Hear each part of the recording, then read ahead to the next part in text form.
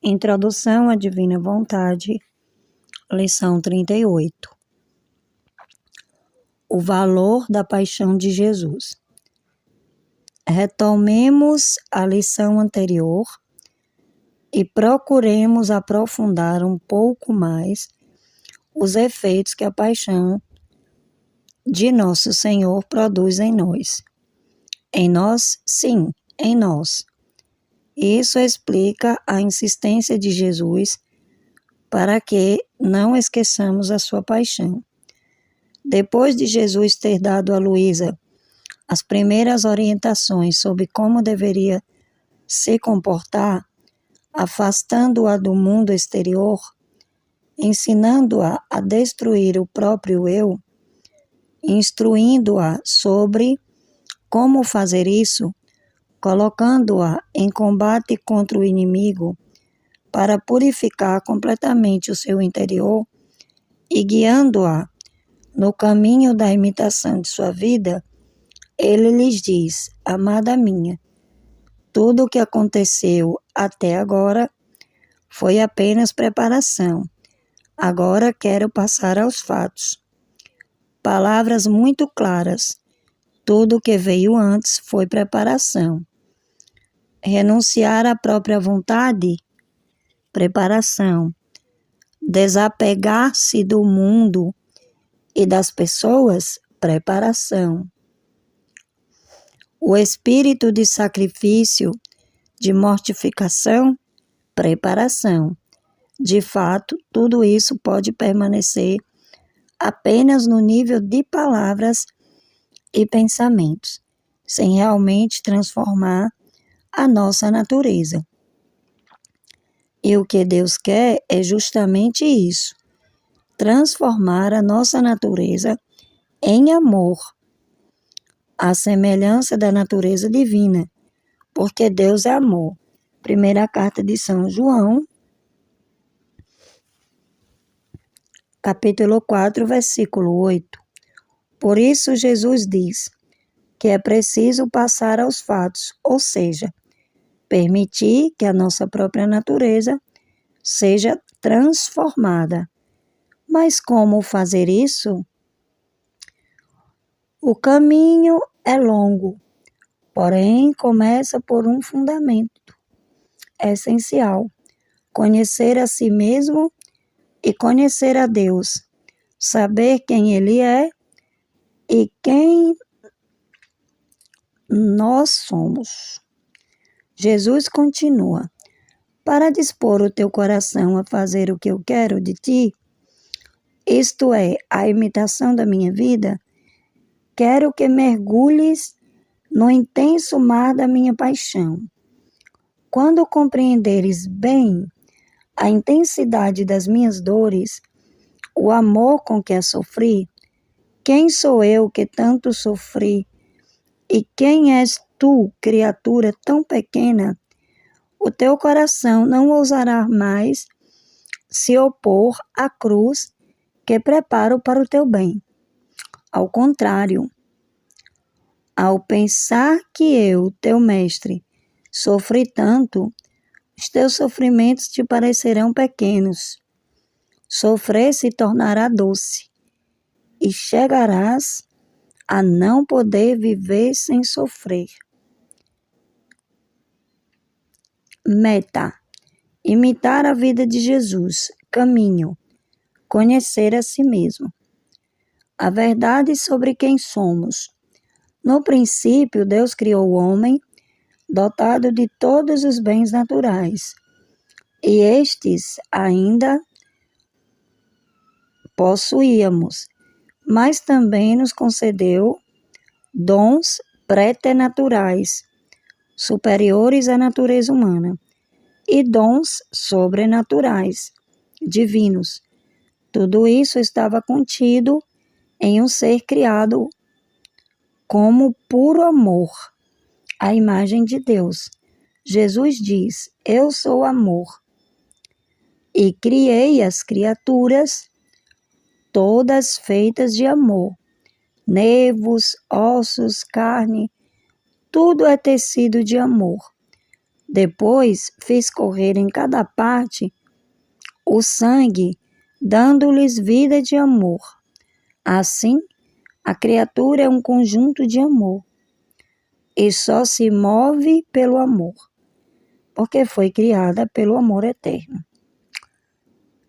Imagine a beleza do ser humano no início da criação, uma beleza tão grande que o próprio Deus se encontrava ao contemplá-lo. Ele não apenas o olhava, mas unia-se a ele de tal modo que parecia formar uma só coisa com sua criatura. A queda e a deformação do homem. Com a desobediência de Adão, o homem perdeu todos estes dons. Se um anjo belo como Lúcifer tornou-se horrível ao rebelar-se, quanto mais o homem, que era ainda mais belo, pois carregava em si o próprio Deus.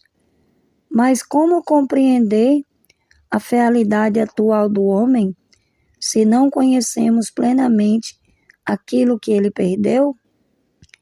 E é aqui que entra a paixão de Jesus. O que Jesus fez por nós? Jesus não veio apenas perdoar os pecados. Se fosse só isso, ele teria nos salvado. Mas não teria restaurado o plano original de Deus. E o plano de Deus não pode falhar. Por isso, Jesus fez algo maior. Ele tomou não apenas os nossos pecados, mas toda a nossa vida e a colocou em si. Ele refez o caminho de Adão, mas, ao contrário, onde houve desobediência, ele trouxe obediência. Onde houve morte, ele trouxe vida divina. Na sua paixão, Jesus assume a condição do homem caído. Sua beleza é destruída, seu corpo é ferido e deformado. Sua dignidade é humilhada, sua pureza é ofendida, sua liberdade é tirada, sua sede é ignorada, seu sofrimento é extremo. Ele se torna irreconhecível. E ali, naquela humanidade desfigurada, estamos nós. Essa é a nossa verdadeira condição, sem Deus. A paixão como tomada de consciência. Ao contemplar a paixão, começamos a ver quem Jesus é, quem nós somos, quanto Ele nos ama e até onde este amor foi capaz de chegar.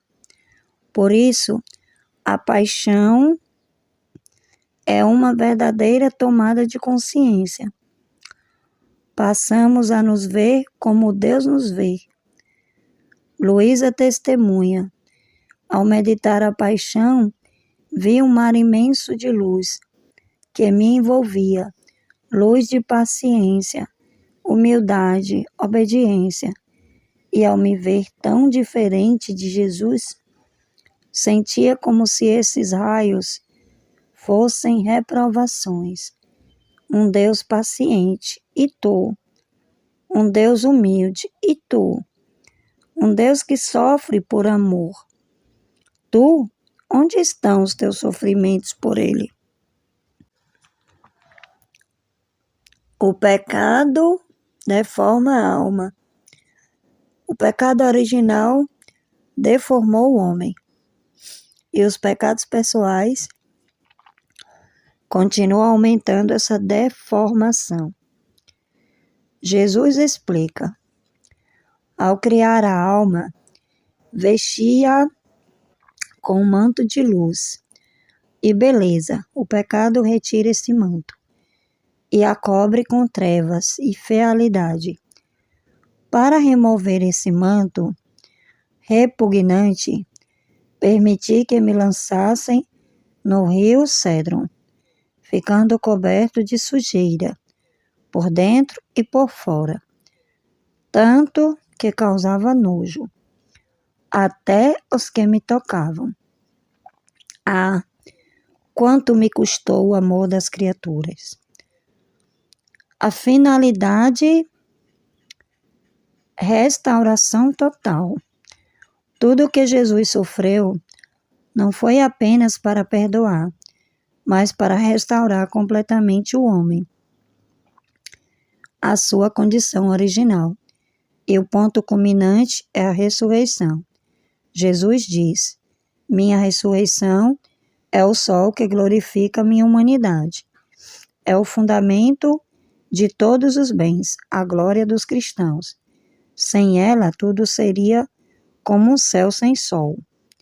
E continua: cada ato feito na minha vontade é uma ressurreição divina para a alma. E sai de si mesmo, é sair de si mesmo, de si mesma, para entrar em Deus. Mas ele também revela: muitos serão como estrelas, os santos comuns. Poucos serão como o sol, os que vivem na divina vontade, porque viver totalmente em Deus exige renunciar completamente ao próprio querer. Mergulhar na paixão de Jesus nos leva a reconhecer quem somos, contemplar quem é Deus, compreender o amor infinito que Ele tem por nós, descobrir o caminho para a verdadeira transformação. A paixão não é apenas sofrimento, é luz, consciência, transformação e ressurreição. Agora, a decisão é nossa. Você decide. A ideia central desse texto é muito clara. Jesus quer que meditemos na sua paixão, porque é nela que começamos a entender quem Deus é e quem nós somos, e o quanto precisamos ser transformados. Não se trata apenas de lembrar que Jesus sofreu, trata-se de entender por que ele sofreu, o que esse sofrimento revela e o que ele deve produzir dentro de nós. Tudo o que vem antes é preparação.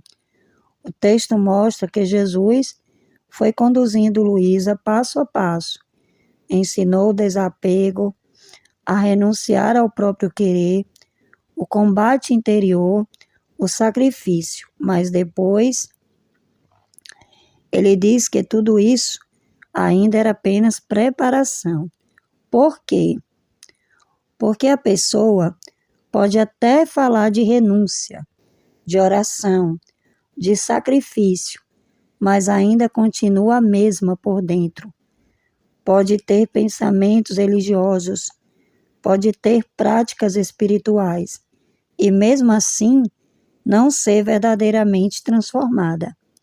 É por isso que Jesus diz: agora é preciso passar aos feitos.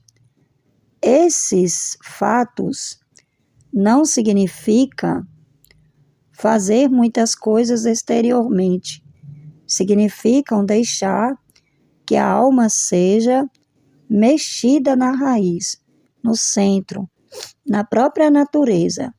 Isso só acontece quando a pessoa entra seriamente na contemplação da paixão. A paixão revela quem é Deus.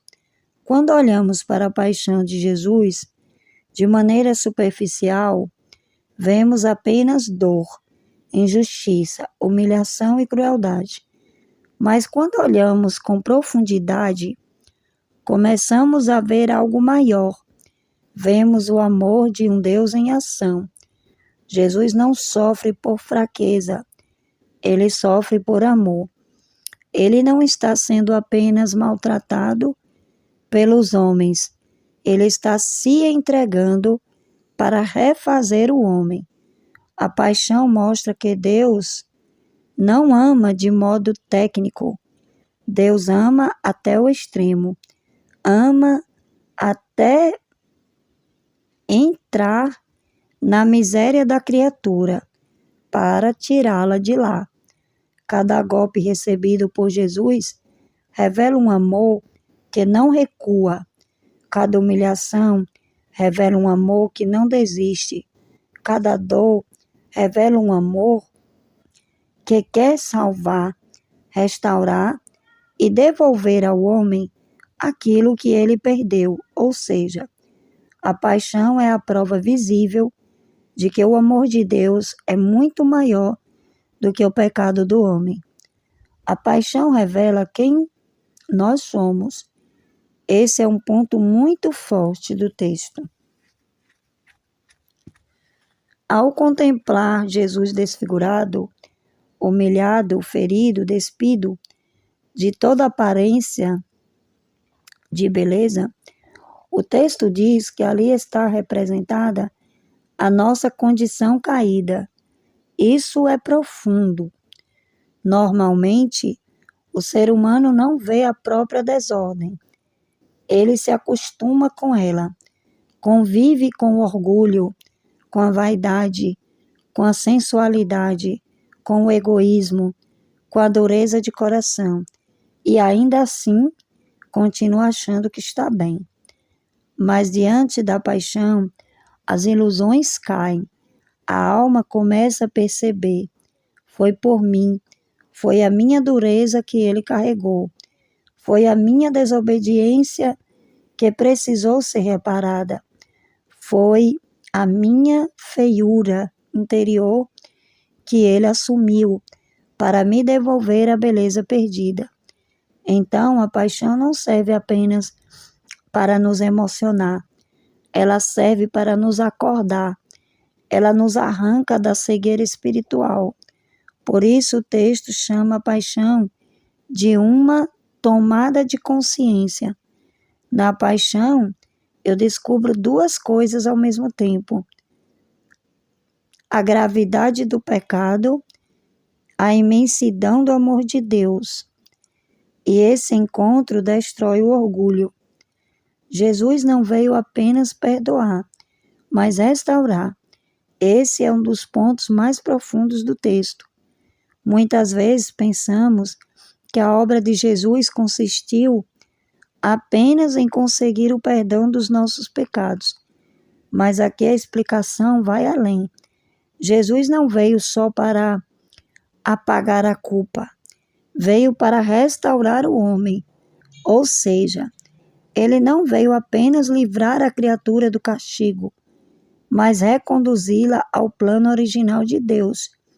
Isso muda tudo, porque o objetivo da redenção não é apenas escapar do inferno ou ficar perdoado. O objetivo é voltar à ordem querida por Deus, voltar à vida verdadeira, voltar à união com Ele. Jesus assume a nossa condição, entra nela, sofre nela, carrega nela tudo que era consequência da queda e faz isso para reconstruir em nós o que havia sido destruído. A paixão, então, não é somente remédio, é também reconstrução, é remissão, é recriação. Contemplar a paixão muda a alma. Luísa diz que todo o bem que recebeu veio desta fonte. Meditar a paixão de Jesus. Por quê? Porque a paixão ilumina a alma. Ela mostra a paciência de Cristo e denuncia a nossa impaciência. Mostra a humildade de Cristo e denuncia o nosso orgulho. Mostra a obediência de Cristo e denuncia a nossa rebeldia. Mostra o amor de Cristo e denuncia a nossa feiura. Isso dói, mas é uma dor boa. É a dor da verdade. A alma começa a se enxergar com sinceridade. não para cair em desespero, mas para finalmente entrar no caminho da transformação real. Quem contempla a paixão de verdade começa a perder o gosto por si mesmo, começa a deixar de admirar a própria vontade, começa a compreender que viver fechado em si é miséria, e começa a desejar parecer-se com Jesus. Na verdade, não é parecer, é ser outro Jesus. Porque a paixão veio justamente para devolver essas vidas divinas a cada criatura. É aí que o sofrimento muda de sentido. Antes a pessoa rejeita a cruz, depois entende que a cruz, unida a de Cristo, purifica, amadurece, esvazia o ego e abre espaço para Deus. Por isso Jesus diz que depois de mergulhar na sua paixão, a alma chega a considerar os próprios sofrimentos como sombras diante dos dele. Não porque a dor deixe de doer, mas porque passa a ter sentido. O pecado é deformação, a graça é restauração. O texto usa imagens muito fortes. A alma foi criada revestida de luz e beleza, mas o pecado arrancou este manto e a cobriu de feiura. Essa linguagem quer dizer que o pecado não é apenas uma falha moral. Ele desfigura a alma. Ele faz a criatura perder a ordem interior, a pureza, a paz, a dignidade espiritual. Quando Jesus aceita ser lançado no cédron coberto de imundície, ele está mostrando exteriormente o que o pecado faz interiormente, na alma. Isso é duríssimo, mas muito verdadeiro. Ao mesmo tempo, esse gesto mostra até onde vai o amor reparador de Cristo. Ele entra na nossa sujeira para nos lavar, assume a nossa vergonha para nos vestir novamente, toma sobre si a deformação para nos devolver a forma original, querida por Deus.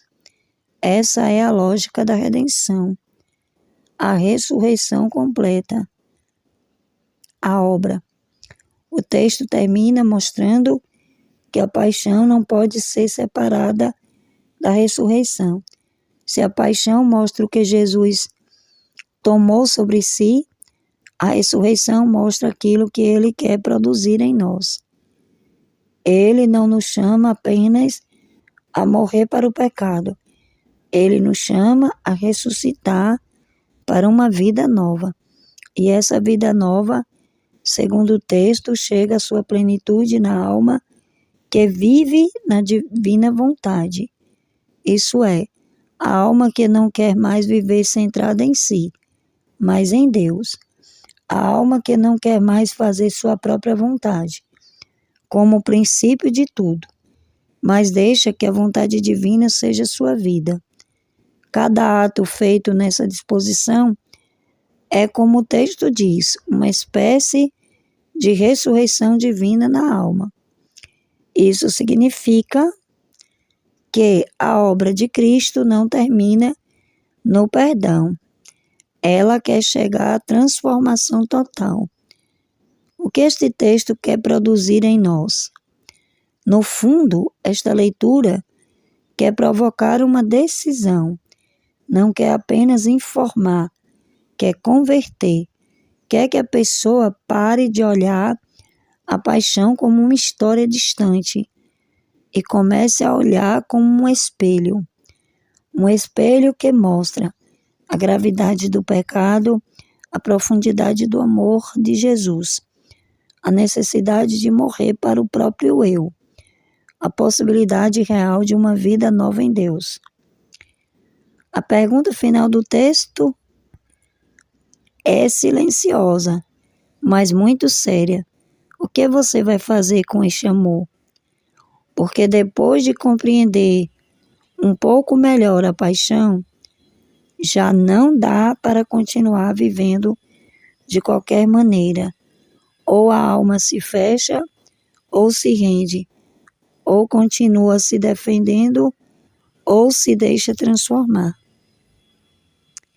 Em resumo, de forma bem direta, a paixão de Jesus tem valor imenso, porque mostra o amor real de Deus por nós, revela a gravidade do pecado, nos faz enxergar nossa verdadeira miséria, destrói o orgulho e as ilusões, ensina a caminhar o caminho da transformação interior. Não apenas perdoa, mas restaura o homem, conduz a vida nova, simbolizada na ressurreição. Por isso, meditar a paixão não é devoção sentimental, é escola de verdade, de humildade, de amor e de transformação. Então, concluindo tudo isso, quanto que é importante meditar as horas da paixão, não lê-las, vivê-las em cada dia, dando essa correspondência a Deus. Fiat.